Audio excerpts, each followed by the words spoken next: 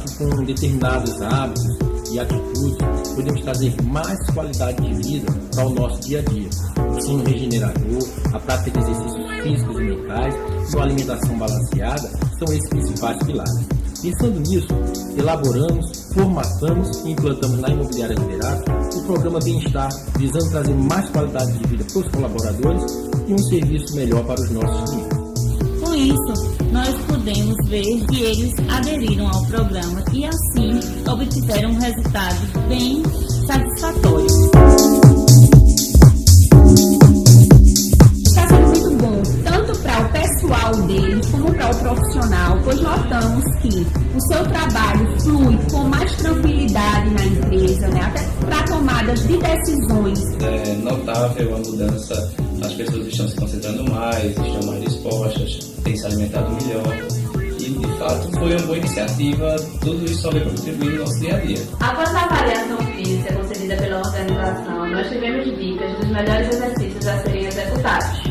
Nós já tivemos caminhada noturna e ginástica laboral. A atividade física associada a uma boa alimentação traz inúmeros benefícios na vida das pessoas, desde a elevação da autoestima até o controle e a prevenção de diversas doenças. Fechamos o programa com um retiro em Serra Negra, que foi um sucesso, foi um dia de meditação, todo mundo adorou.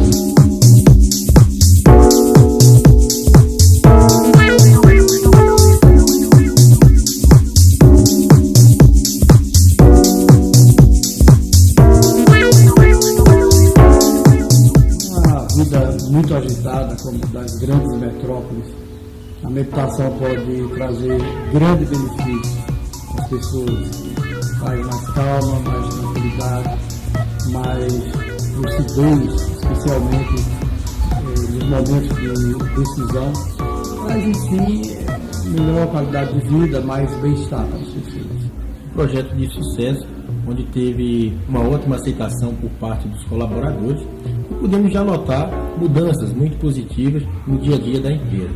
Com certeza o projeto deve continuar, porque qualidade de vida é para toda a vida.